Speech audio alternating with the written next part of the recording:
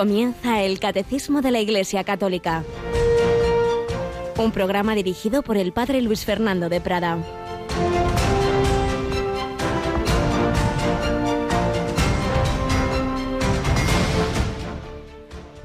Simeón tomó en brazos al niño Jesús y bendijo a Dios diciendo: Ahora, Señor, según tu promesa, puedes dejar a tu siervo irse en paz, porque mis ojos han visto a tu Salvador, a quien has presentado ante todos los pueblos, luz para alumbrar a las naciones y gloria de tu pueblo Israel. Alabados sean Jesús, María y José. Muy buenos días en este día de la presentación del Señor. 2 de febrero de 2021. Cristo es la luz del mundo. La luz para alumbrar a las naciones y a cada persona que viene a este mundo. Luz para alumbrar a las naciones. La luz que esperaba ver Simeón año tras año. Esperaba encontrar al Mesías, encontrar la luz de la vida, la luz que esperaba el mundo. Y parecía que eso no llegaba. Muchas veces Dios parece que no nos escucha, un año y otro pidiendo esto, lo otro, pidiendo la conversión de esta persona, pidiendo nada. ¿Será que ya me voy a morir, que Dios no cumple? Sí, Dios puede tardar, pero nunca llega tarde. Y es que el Señor tiene sus tiempos y sus caminos. Lo tremendo es que esa luz no iba a ser acogida por todos. Por eso, a continuación dijo a María, su madre: Este ha sido puesto para que muchos en Israel caigan y se levanten, y será como un signo de contradicción. Y a ti mismo una espada te traspasará el alma, para que se pongan de manifiesto los pensamientos de muchos corazones. La luz del mundo a muchos iba a iluminar sus vidas, iban a seguirle hasta el martirio incluso, pero otros iban a rechazar la luz, prefieren las tinieblas para seguir obrando el mal. Y entonces va a haber una división en la humanidad. ¿Vosotros quién decís que soy yo? División en torno a Cristo, signo de contradicción, el título que puso el entonces cardenal de Cracovia, Karol Wojtyła, aquellos ejercicios espirituales que dirigió a Pablo VI y a toda la curia romana. Signo de contradicción en torno a Cristo, y eso va a afectar a María. Por eso, en esa lucha que hay en la historia, en esa división, en seguimiento o persecución de Cristo y de los cristianos, va a afectar a María. A ti mismo una espada te traspasará el alma. El corazón inmaculado de María, que sufre con su Hijo y que goza con su Hijo, que está asociado totalmente a su Hijo. Pues celebramos esta fiesta de la presentación del Señor, damos gracias al Señor por la luz de la fe. Y uno puede morir de niño, de joven o de anciano como Simeón. Lo importante es haberse dejado iluminar por esa luz de Cristo. Y entonces, aunque uno muera físicamente solo, luego recordaremos un artículo que escribió en su día Martín Descalzo sobre esa muerte en soledad, pero si uno muere con el Señor no está solo, y viceversa. Uno puede morir rodeado de muchas personas y al final se muere uno solo. Pero lo importante es ir al encuentro del Padre de la mano de Jesucristo, con la Virgen María, con San José. El cristiano no muere solo. Todos los que en estos dramáticos días físicamente no pueden tener a su familia al lado, pero están con el Señor, y tenemos testimonios de enfermos que han contado experiencias a capellanes de hospitales en estos meses impresionantes de cómo han sentido muchas veces en la UCI, cuando parecía que se iban de este mundo, la presencia del Señor. Claro que sí, la presencia de Cristo que no nos abandona. Pedimos al anciano Simeón, a la profetisa Ana y por supuesto a la Virgen y a San José, que estemos de ese lado, de seguir a Jesucristo, de dejarnos iluminar por Él. Fiesta de la presentación, que en Radio María también va a tener una especial relevancia. Aquí tenemos una mañana más a Yolanda Gómez. Buenos días, Yoli. Muy buenos días, padre. Bueno, pues hoy tenemos la misa de siempre a las 10 de la mañana, pero luego, bueno, y a las 7:30 de la tarde, ¿verdad? Uh-huh. Pero una especialita, ¿verdad? Muy especial. Una muy especial que dará comienzo a las 5:30 de la tarde, las 4:30 en Canarias, y que será la Santa Misa que va a celebrar, a presidir el Papa Francisco desde el Vaticano en este día que celebramos la fiesta de la presentación del Señor.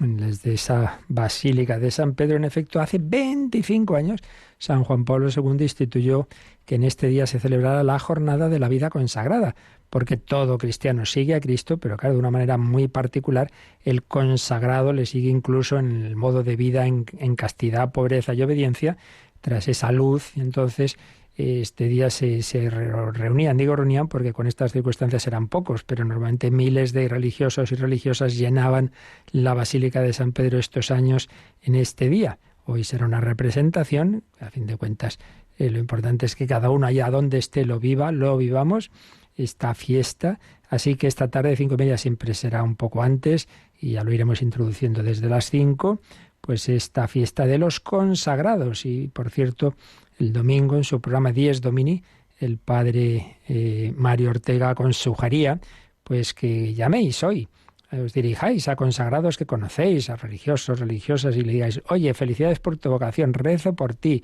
adelante, porque nos viene bien tantas veces ese darnos cuenta de que, oye, que la vida del consagrado sirve a los demás, que cuenta con la oración, con la ayuda de los demás. Bueno, pues ya lo sabéis, 5:30, una hora antes en Canarias, o mejor desde las 5 ya podéis conectar para rezar especialmente hoy por los consagrados. Bueno, y a propósito de rezar, tenemos una semana de intensa oración. Yolanda, hoy comenzamos una novena a la Virgen, una advocación muy querida, ¿verdad? La novena a la Virgen de Lourdes, y que vamos a rezar aquí en esta emisora después de la hora intermedia, hacia las 12:15 más o menos de la mañana.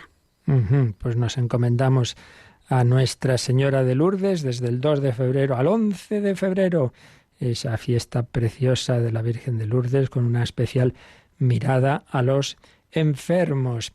Y hablando de enfermos, pues nos preguntáis, y él mismo nos dijo que sí, que fuéramos informando a nuestro queridísimo y fiel colaborador desde hace tantos años, Padre Horta, pues como ya indicamos, se contagió fuerte de este virus y ha estado bastante malito. Gracias a Dios va mejorando, va remontando. Empezó en casa, luego ya lo tuvieron que ingresar y ya digo, estuvo bastante mal.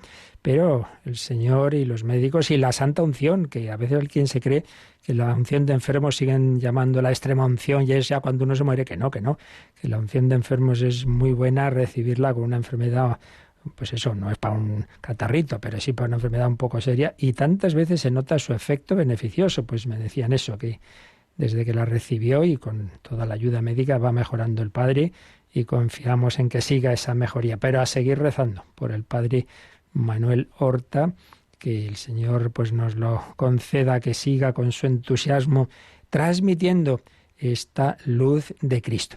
Y finalmente recordamos que en esta semana tenemos ese momento mensual especialísimo de oración en Radio María, Yoli. Será la hora santa que vamos a retransmitir este jueves a partir de las 11 de la noche, las 10 en Canarias, y que podrán seguir también nuestros oyentes a través de nuestra página web, en las imágenes, www.radiomaria.es. Pues sí, ya lo sabéis, hora santa, siempre que es la víspera de primer viernes de mes. En el jueves anterior tenemos ese momento de adoración al Santísimo. Y ahí encomendamos todas vuestras intenciones, y a aquellos que os da devoción el que estén, incluso pues ahí escritas bajo el altar, tenéis que enviárnoslas ya, como muy tarde, mañana miércoles. El jueves ya no, por favor, porque todos los preparativos, y más ahora que andamos tan justos de fuerzas, de voluntarios, en fin, que tenemos que tener mucho cuidado en la sede, pues todo está más complicado. Así que como muy tarde mañana nos enviáis esas peticiones. Bueno, pues Simeón, el anciano Simeón, antes de morir pudo ver a Jesús. Vamos en esta, después de la entradilla, esta otra sección que vamos variando, pues artículos, testimonios, historias varias. Vamos a retomar algunos días al menos algunos artículos que, partiendo de experiencias de la vida, escribía aquel sacerdote que era también periodista y grandísimo escritor, Jesús Luis Martín Descalzo. Precisamente nos va a hablar de lo que le hizo pensar a él la muerte de repente en solitario de un gran actor, Paco Martínez Soria. Y recordamos lo que decíamos, lo importante es morir con el Señor, pero también Martín Descalzo hacía alusión a cómo nuestra vida el Señor quiere que sea en función de los demás. Cuando uno realmente ha vivido para otros, pues tampoco muere solo. Vamos a escuchar cómo nos lo contaba.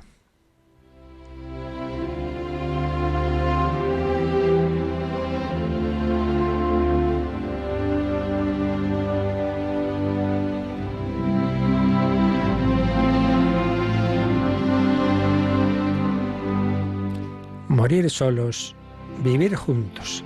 Resumimos un poquito un artículo que escribía ya por el año 1982 el sacerdote y periodista José Luis Martín Descalzo, que fallecería unos años después. Lo que más me ha impresionado de la muerte de Paco Martínez Soria ha sido saber que murió solo en la inmensidad de la noche, entre las 4 paredes frías de un apartamento. Tuvo un infarto y él estaba ahí preparando para una actuación y estaba en un hotel. Él, que tanto conoció el aplauso, que vivió rodeado de multitudes que le abrazaban cada tarde con sus carcajadas y con esa forma misteriosa de amor que es reírse juntos. Nunca me ha impresionado eso de que los muertos se queden solos, como lloraba Becker en los cementerios. Los cementerios no existen, no cuentan. Lo verdaderamente horrible es morir asfixiado por los muros de cemento de la soledad. Esa soledad que angustiaba tanto a Santiago Rusiñol y que le hacía asegurar que en esa hora de amargura él llamaría a los cuervos para que le hicieran compañía. Y esto lo siento muy especialmente en estos días, cuando se cumplen 3 años de la hora más alta de mi vida, los últimos momentos que vivió mi padre en esta tierra. Nunca aprendí tanto en tan pocos minutos. Nunca me viví tan enteramente. Fue como si por un momento alguien me descorriera la cortina que vela los únicos misterios importantes de nuestra condición humana. Durante muchos años me había angustiado la idea de que los hombres podemos vivir juntos, pero morimos solos. Con Dios, sí, pero quedándose ya lejos cuanto tuvimos de fraterno. Y aquella tarde de marzo de 1979, a las 8:10 exactamente, descubrí cuán injustificado era ese miedo que atenazaba mi corazón ya desde niño. 1 hora antes había dicho yo la misa al borde de su lecho, y él, desde la hermosa orilla de sus 93 años, la había seguido entre ráfagas de ardiente lucidez y fugaces hundimientos en la oscuridad. Luego llegó, al mismo tiempo que la agonía, la plenitud del amor. Estábamos allí los 4 hermanos, 2 a cada lado de la cama, y mi padre hubiera querido tener en aquel momento 4 manos para agarrar las 4 nuestras. No es que tuviera miedo, es que necesitaba resumir en aquel gesto sin palabras todo el cariño de tantos años incandescentes. Mi padre era un hombre tímido y poco expresivo. Mientras vivió mi madre, se replegó a la sombra, como dejándole a ella la exclusividad de demostrar amor. Solo cuando ella se fue, dejó subir su ternura al primer plano, como si tratara de ser a la vez una madre y un padre. Luego, al envejecer, se fue afilando su ternura, multiplicándose, porque en esa recuperada infancia se dobla, se triplica lo que fuimos de hombres.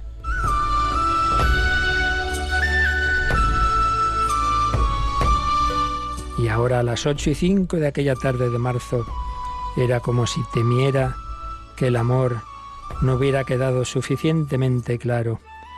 Por eso, ya sin palabras y entre estertores, sus ojos, lo único que ya le quedaba vivo, desfilaban uno por los rostros de sus 4 hijos. Iban y venían del uno al otro, con una misteriosa mezcla del que pide socorro y mendiga amor. No le hizo falta llamar a los cuervos, porque no estaba solo. Los 4 allí moríamos con él y él vivía en nosotros, puesto que su muerte estaba multiplicando nuestras 4 vidas. ¿Se puede entonces morir juntos cuando se ha vivido juntos. Nunca he tenido mucho miedo a la muerte. Y esto no solo porque tengo fe, sino también porque me he acostumbrado a vivir con ella en casa. Sé que ella anda en zapatillas por mis habitaciones, amiga y compañera, ya no amenaza, sino acicate. Y su recuerdo solo me sirve para darme más prisa a vivir. Recuerdo aquel encuentro de Rilke con Rodin. El joven poeta había acudido a visitar al genial escultor para hacerle esta pregunta: ¿cómo hay que vivir? Rodin le contestó con una sola palabra: trabajando. Y esa palabra iluminó a Rilke, que muchos años más tarde comentaría: lo comprendí muy bien. Siento que trabajar es vivir sin morir. Yo habría dicho amando en lugar de trabajando. Pero, ¿acaso trabajar no es un modo de amar? Lo sé, los que están vivos, los que aman y trabajan, no se mueren nunca. Solo se mueren los que ya están muertos. Así se ha ido curando, en parte, mi miedo a la muerte solitaria. ¿Acaso estoy solo ahora, cuando escribo este artículo? ¿Acaso no estáis aquí vosotros, posibles o soñados lectores míos? No imaginaría Martín Descalzo que también oyentes de esta radio. Lo sé, el verdadero secreto de la soledad es que no existe. Si es verdadera soledad, está llena y acompañadísima. Si está sola y vacía, no es soledad, sino simple aburrimiento.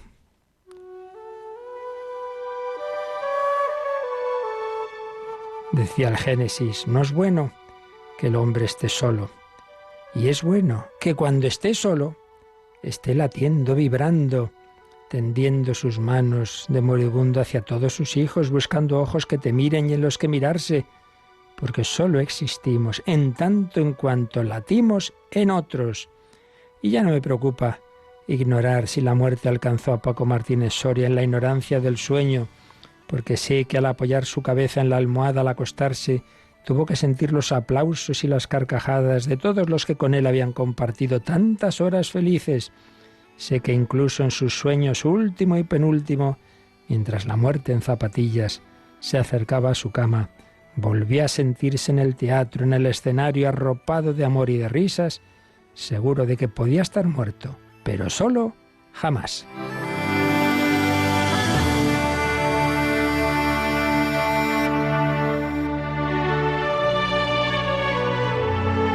Pues sí, incluso en las circunstancias en que, por desgracia, no podemos estar con esas personas queridas, bien por una muerte imprevista, bien por las circunstancias sanitarias que lo impiden, no tengamos miedo. El Señor está con ese tu querido familiar en su corazón. Y si Él en su corazón también ha estado amando, también ahí todas esas personas están alrededor. En el Espíritu y en la oración pedimos al Señor esa fe, esa esperanza, que nos ayude a vivir como el anciano Simeón, esperando el encuentro con el Señor en cualquier momento de nuestra vida.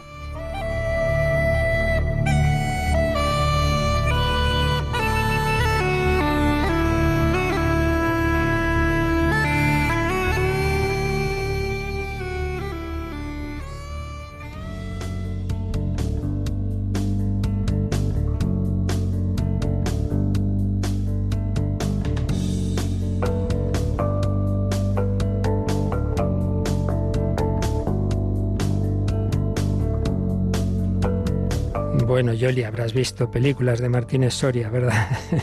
La verdad es que sí. ¿Quién no? ¿Quién no? Es verdad. Es poco conocido que un hijo suyo es monje, el monasterio de Poblet, ya mayor. Y pedimos al Señor por tantas personas que nos están dejando, que van pasando los años, pero lo importante es eso, que vivamos unidos ya, ahora. No esperemos al final que decimos: ay, Dios mío, podía haber hecho esto, lo otro, haberle dicho a tal persona que la quería.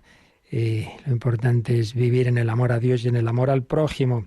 Y así seguro que aunque la muerte a veces sean circunstancias duras, también ahí está el amor de Dios, el amor de los hermanos. Bueno, pues pedimos al Espíritu Santo, que estamos recordando en estos días en el Catecismo, cómo actúa en la liturgia, cómo precisamente hace presente la acción de Cristo, porque el cristiano nunca vive solo. El Señor es mi pastor, nada me falta, Él me lleva de la mano.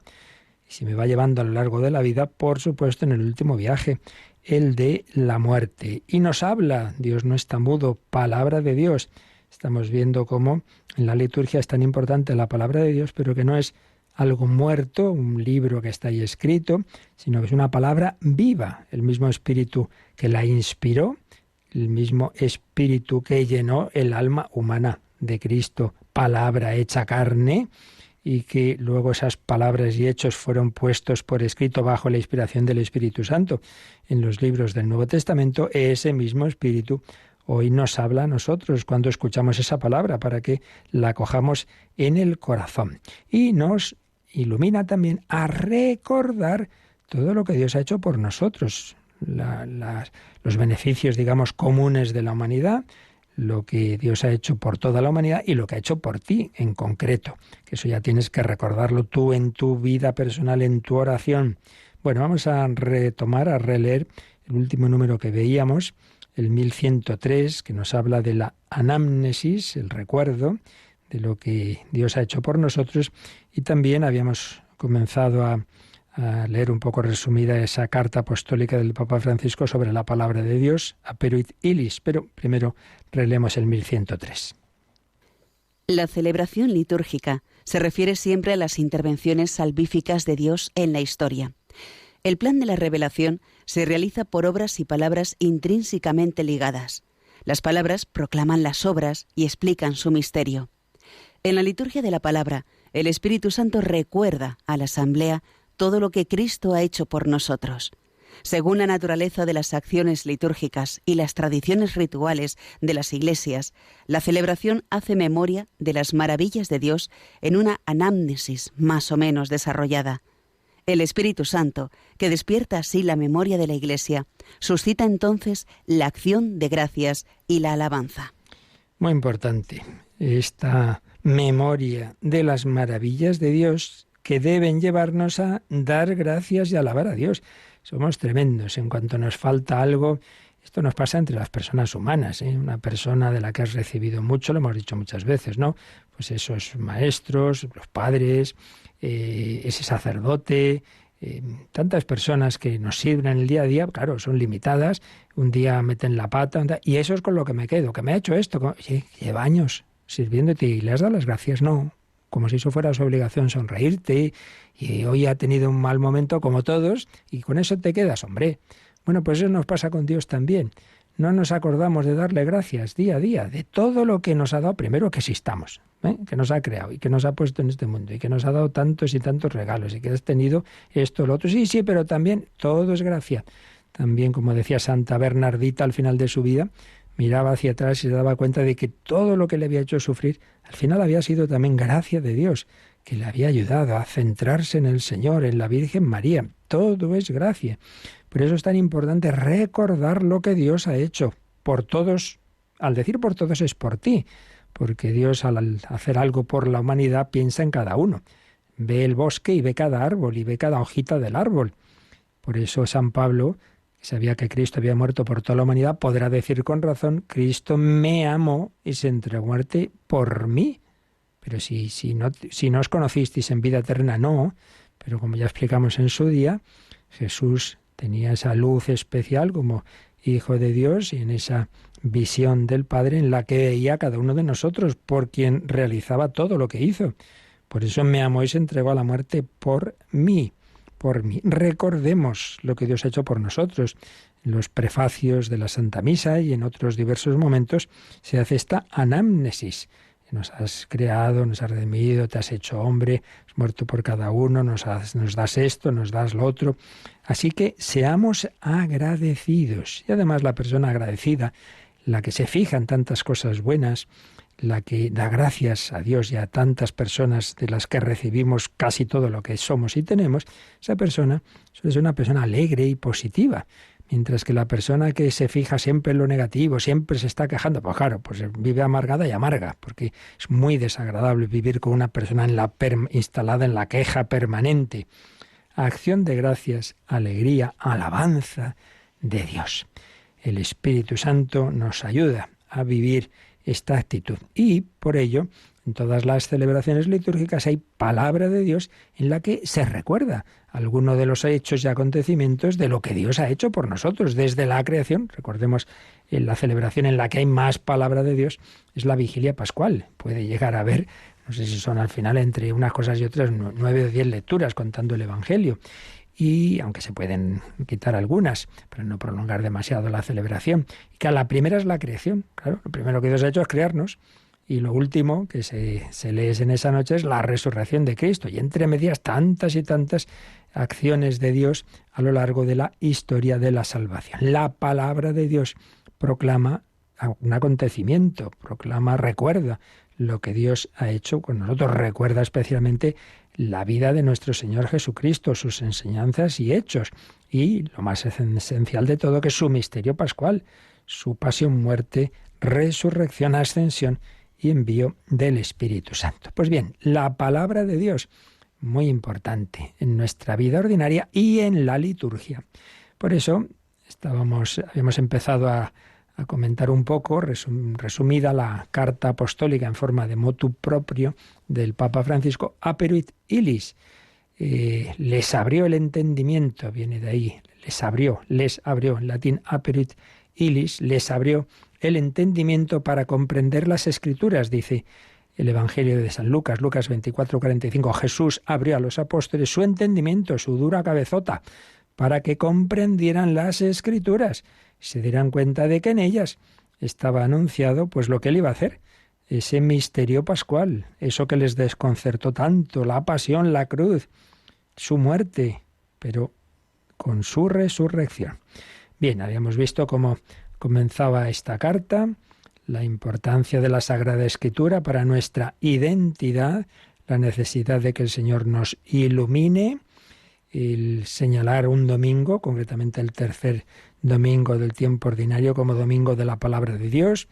Una cita preciosa de San Efrén que nos recordaba que la palabra de Dios tiene tal riqueza que nunca la acabamos de agotar, toda la vida. Por eso, aunque oigamos una vez y otra, un año y otro, los mismos textos, nunca pensemos, ya me lo sé. Nunca, jamás llegarás a descubrir todo lo que está en una palabra que viene de Dios.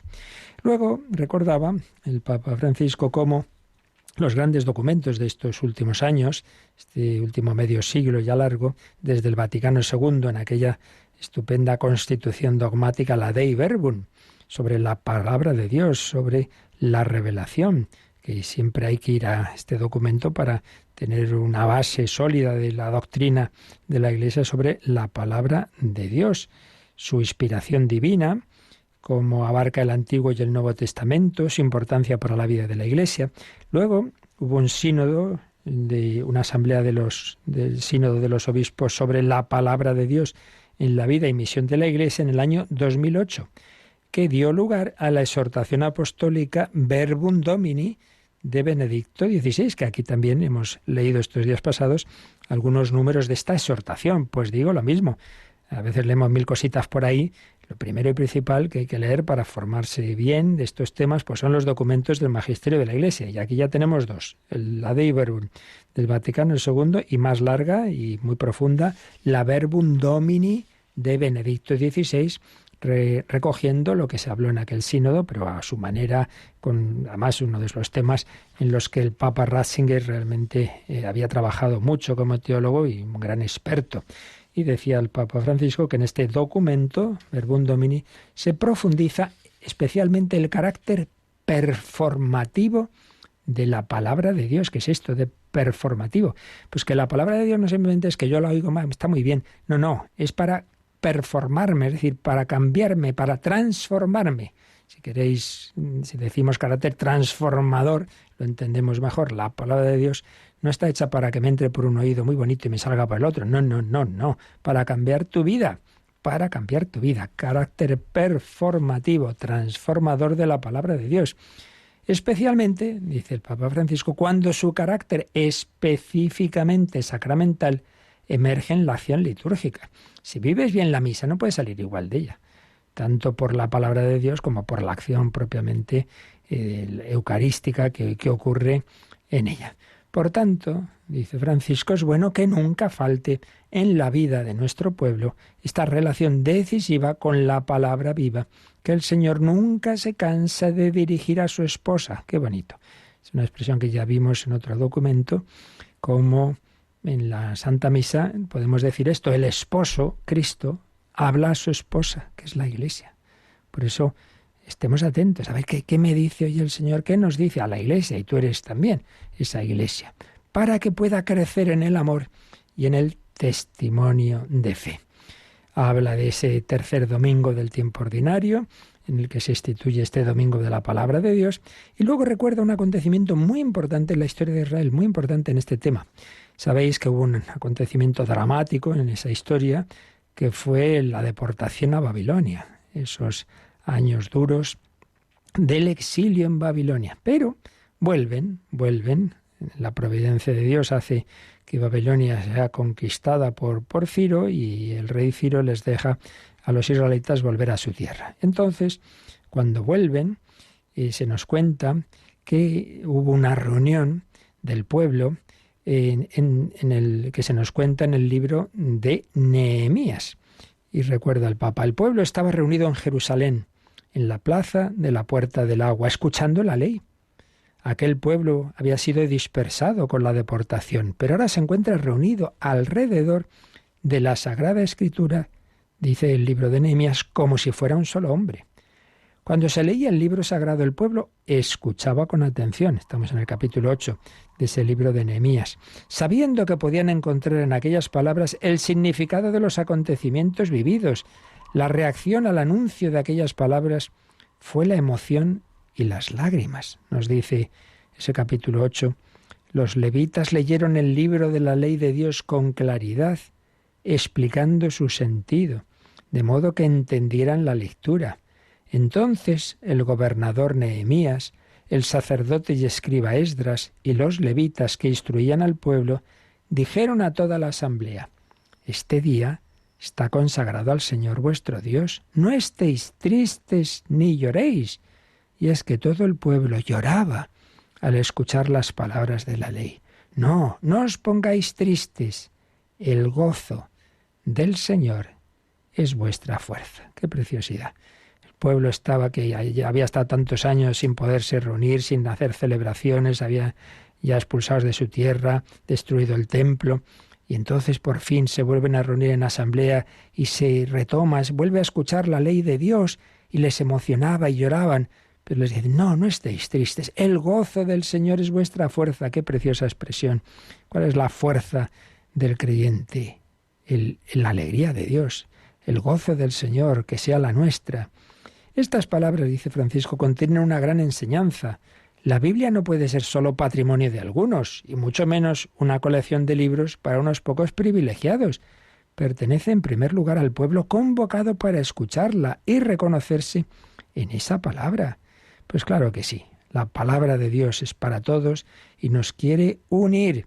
La palabra de Dios une a los creyentes y los convierte en un solo pueblo.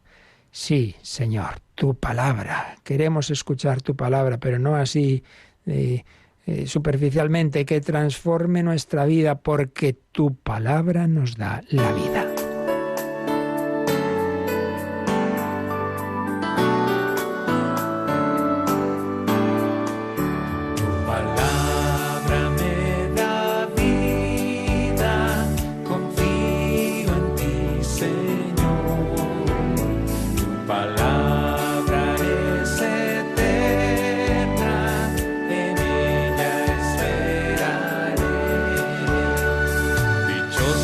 Convida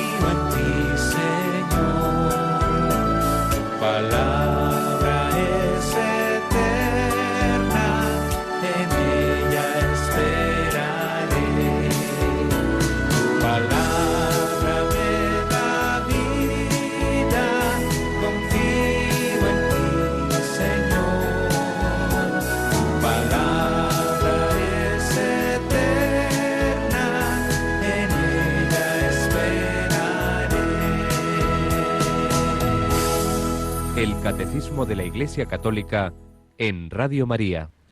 Tu palabra me da vida, no es erudición, es vida, vida. Y dice el Papa Francisco en esta carta que estamos resumiendo a Perutilis, que en esa unidad que genera la escucha de la palabra de Dios, claro, obviamente los pastores son los primeros que tenemos esa responsabilidad de explicar la Escritura, de hacerla accesible a todos. Y claro, de ahí viene la función peculiar de la homilía, a ayudar a profundizar en la palabra de Dios con un lenguaje sencillo y adecuado que permite al sacerdote mostrar la belleza de las imágenes que el Señor utilizaba. Claro, dice el Papa que para muchos pues es la única oportunidad de captar la belleza de la palabra de Dios. Ojalá todos pues en casa la leyéramos, la meditáramos. Por desgracia sabemos que en muchísimos casos no es así. Ojalá cada vez seamos más de eso, de que si tenemos tiempo para ver tonterías en la televisión y leer cualquier paparrucha, hombre, que guardes unos minutos de tu día para leer la palabra de Dios. En fin, creo que nadie puede decir que no tiene tiempo, que lo tenemos para lo que queremos. Pero en fin, es indudable que para muchos el momento principal de profundizar en la palabra de Dios es esa celebración, es esa homilía en que el pastor está llamado a explicarla con sencillez y relacionar esa palabra con la vida cotidiana. Por eso dice el Papa que hay que hacer un esfuerzo de no alargarnos desmedidamente con homilías pedantes. Uno se empieza a hablar ahí cosas y bueno, ¿y esta qué viene? No hace falta que me cuente usted todo lo que sabe de historia y de no sé. Aquí vamos a lo que hay que ir. A hablar al corazón, a alcanzar los corazones de las personas, expresando lo esencial, con vistas a que se comprenda y dé fruto. Que no nos cansemos de dedicar tiempo y oración a la Escritura para que sea acogida, dice San Pablo en su primera carta a los Tesalonicenses 2:13, no como palabra humana, sino cual es en verdad, como palabra de Dios. Por cierto, esta expresión la dice San Pablo, Tesalonicenses, hablando de su predicación. Entonces, no se refería en ese momento a la palabra escrita, donde vemos claramente esa conciencia de que la palabra de Dios no solo es, como se creen algunos, lo que está escrito en la Biblia. No. Palabra de Dios empezó siendo oralmente transmitida, luego ya se fue poniendo por escrito. Los pastores, en su homilía, los catequistas, y muchos de los que me escucháis lo sois, la importancia de esa renovación a través de la familiaridad, lectura y estudio de la Sagrada Escritura y cosas sencillas que todos podemos leer. Y una vez más, como en prácticamente todos los textos en que se habla de la palabra de Dios, el Papa cita la famosa escena preciosa de Emaús, de cómo el resucitado, aquellos dos despistados que habían perdido la poca fe que tenían, les va recorriendo el Antiguo Testamento, haciéndoles ver que en las Escrituras se hablaba del Mesías. Cristo es pues el primer exegeta. La Biblia habla de Cristo y lo anuncia como el que tenía que soportar los sufrimientos para entrar en la gloria. Les dice a los de Emaús, pero no era necesario que el Mesías sufriera eso que a vosotros os ha hecho escandalizaros para entrar en su gloria. No solo una parte, sino toda la Escritura habla de él. Su muerte y resurrección son indescifrables sin ella, sin ese anuncio. Si estaba el siervo de Yahvé, ahí en ese pasaje impresionante del capítulo 53 de Isaías. Por eso, una de las confesiones de fe más antiguas pone de relieve que Cristo murió por nuestros pecados según las Escrituras y que fue sepultado y resucitó al tercer día según las Escrituras. Se lo escribe San Pablo en la primera carta a los Corintios, capítulo 15. Puesto que las Escrituras hablan de Cristo, nos ayudan a creer que su muerte y resurrección no pertenecen a la mitología, sino a la historia, y se encuentran en el centro de la fe de sus discípulos. No son esos mitos de los dioses griegos y romanos que como esos árboles, esos que mueren, que resucitan, que salen de ahí. Bueno, pero eso ¿dónde ha ocurrido? No, es pura mitología. No. Estamos hablando de la historia. Oiga, que Poncio Pilato existió, que no está solo en el Evangelio, que lo tenemos atestiguado por la historia civil y por la arqueología, y quien dice Poncio Pilato dice todo lo demás, que no estamos hablando de de cosas así que se cuentan en las mitologías que no han ocurrido en ningún sitio. No, estamos hablando de hechos históricos. Es profundo el vínculo entre la Sagrada Escritura y la fe de los creyentes, porque la fe proviene de la escucha, y la escucha está centrada en la palabra de Cristo, es lo que desarrolla San Pablo en el capítulo 10 de la carta a los Romanos. Claro, para llegar a Dios hay que creer, pero ¿cómo creerán si no han escuchado? ¿Y cómo escucharán si no son enviados? El Señor nos envía a anunciar esa palabra de Dios, a anunciar el querigma, que Cristo ha muerto y ha resucitado por ti, para ser tu camino, verdad y vida, para que tu vida tenga sentido, para que llegues a Dios. Una invitación a escuchar la palabra de Dios en la acción litúrgica, por supuesto, pero también en la oración y la reflexión personal. Y ese camino de Emaús, a través de todo el cual Jesús les va explicando las Escrituras, ¿cómo termina? Cuando ya va cayendo el sol, quédate con nosotros. Termina en una cena. Y en esa cena, dice San Lucas, que los discípulos reconocieron al Señor al partir el pan. Y la expresión fracción del pan era una de las principales que usaban los primeros cristianos para hablar de la Eucaristía. Por tanto, fuera que realmente el Señor ahí hiciera presente la Eucaristía, o fuera al menos como un recuerdo, como un símbolo, lo que está claro es que en esa escena se nos está diciendo que el encuentro de esos discípulos con Cristo resucitado, que les devuelve la fe, la alegría, la esperanza, se ha dado en esos dos pasos. Primero, por la palabra de Dios, que el propio Cristo les ha ido explicando, y segundo, por el sacramento. Por eso, dice el Papa, que esta escena nos hace comprender el inseparable vínculo entre la Sagrada Escritura y la Eucaristía. Y aquí tenemos una enseñanza muy, pero que muy importante para todos nosotros y para ayudar a los demás.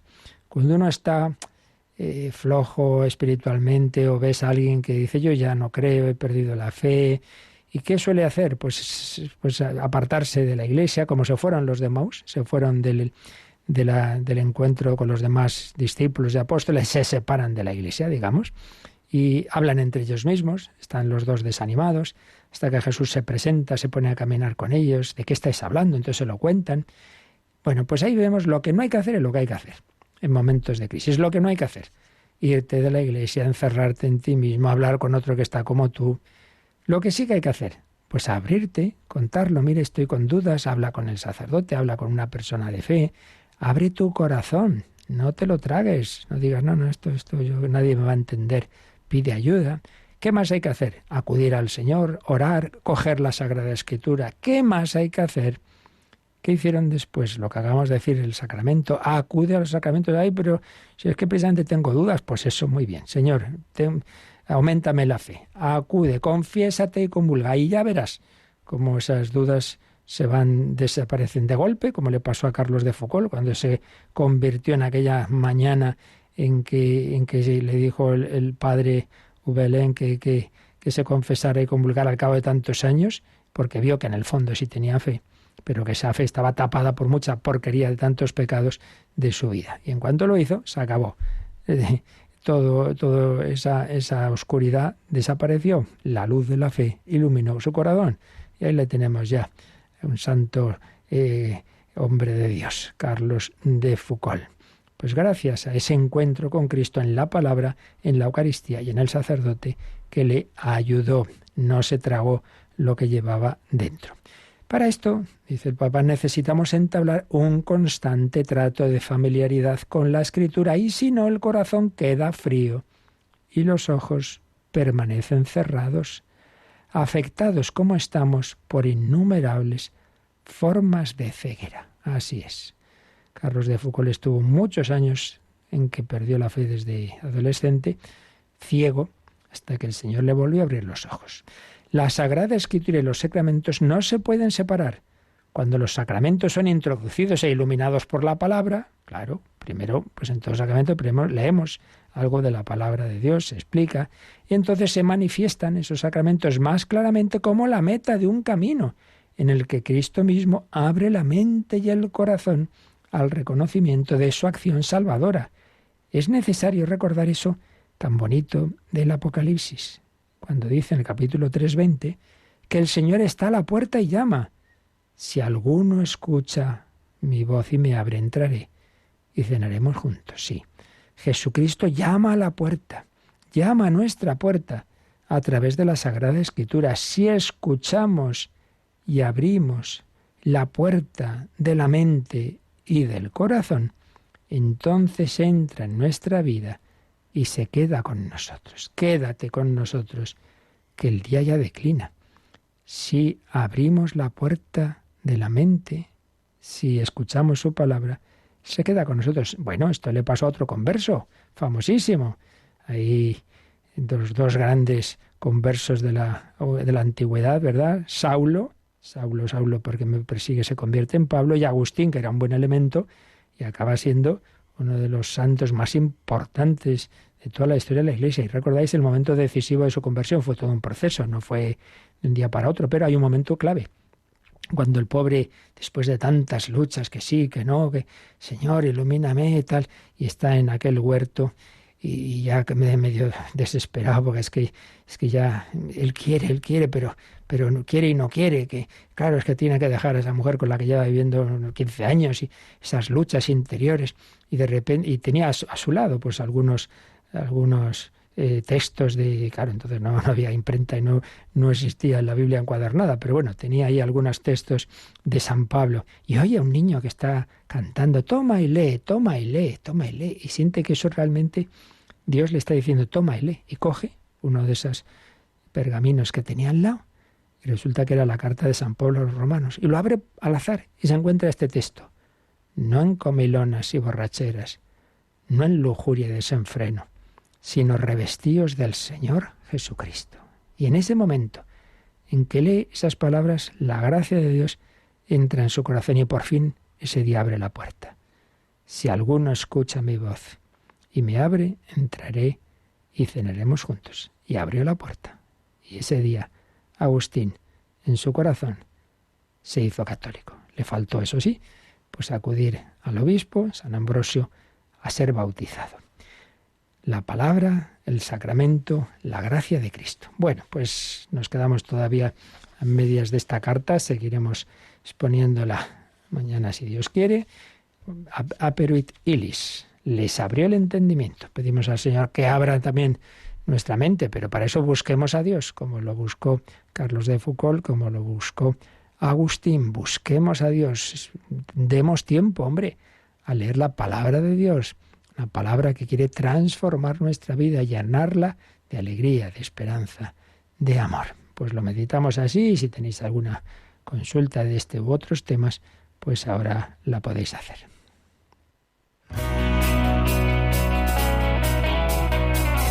Participa en el programa con tus preguntas y dudas. Llama al 91005-9419. 91005-9419. Puedes escribir un mail a catecismo@radiomaria.es o escribirnos un mensaje al teléfono de WhatsApp 668 594 383. 668 594 383.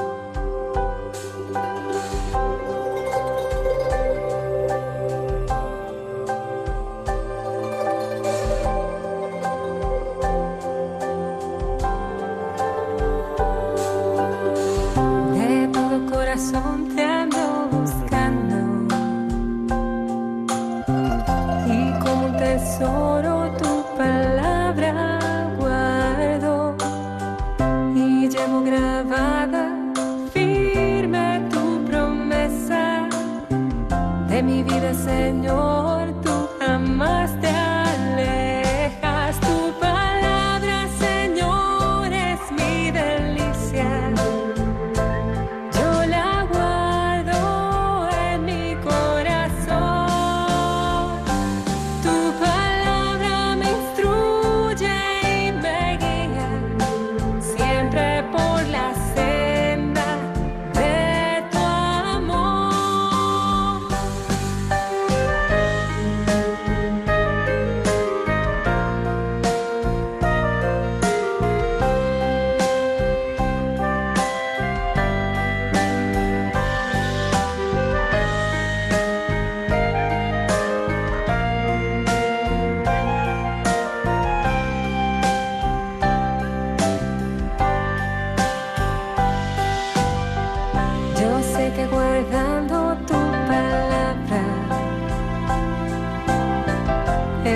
Padre me amará y vendrán a mí.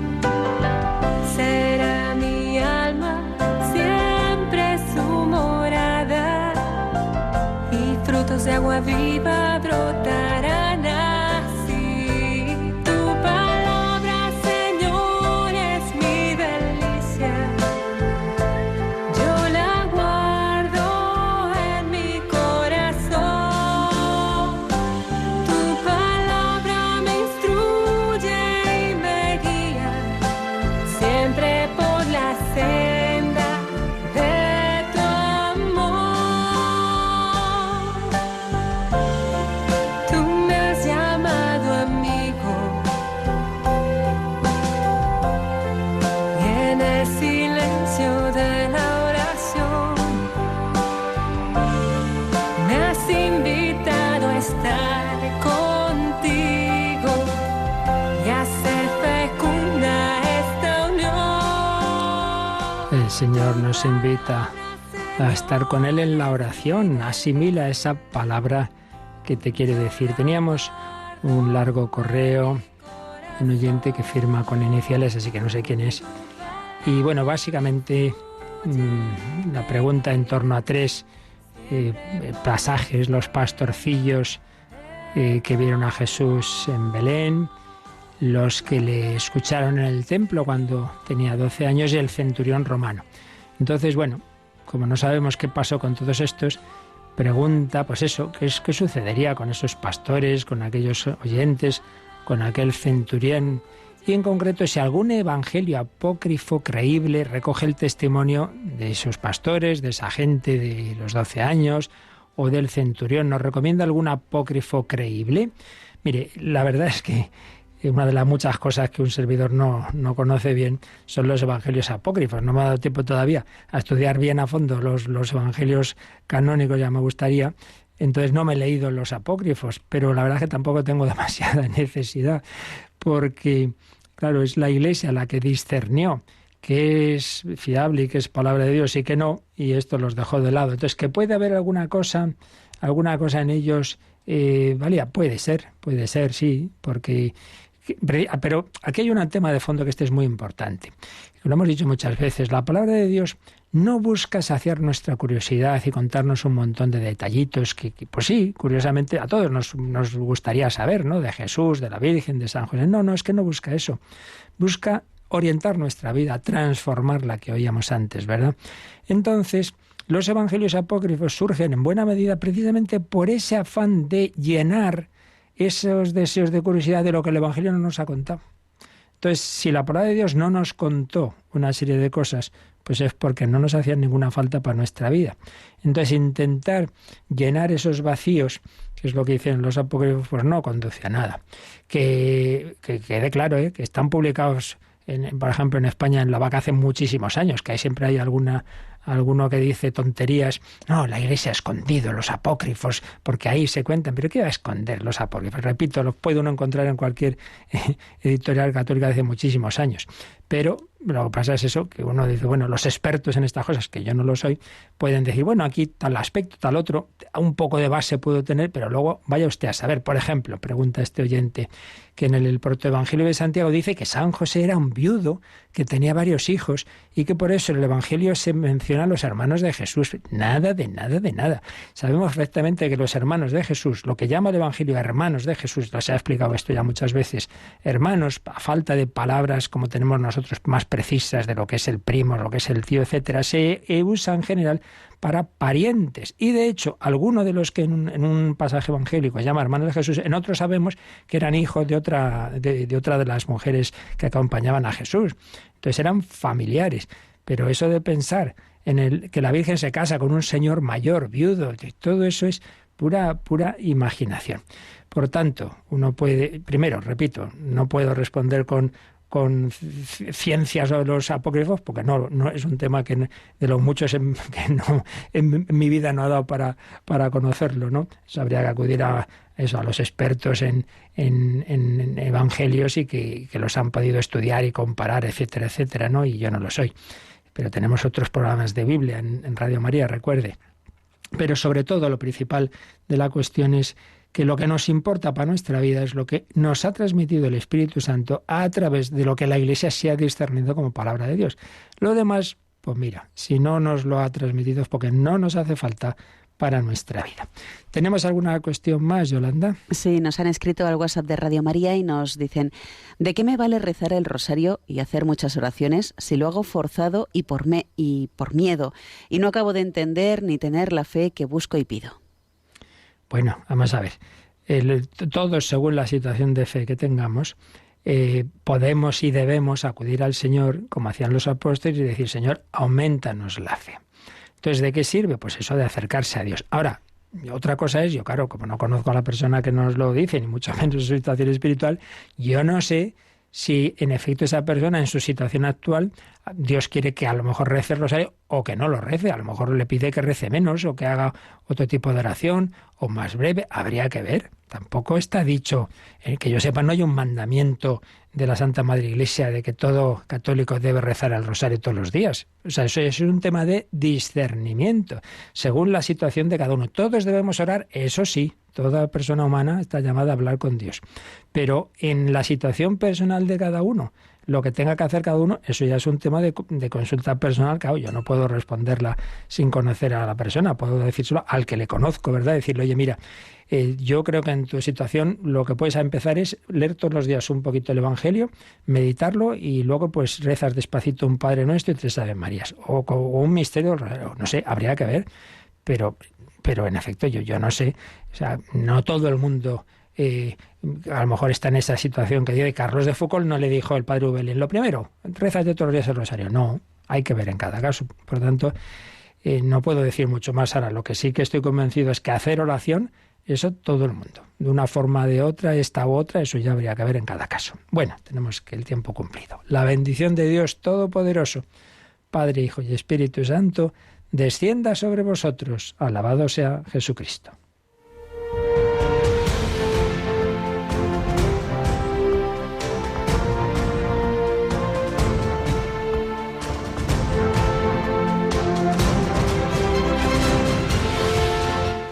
Han escuchado en Radio María el Catecismo de la Iglesia Católica, un programa dirigido por el Padre Luis Fernando de Prada.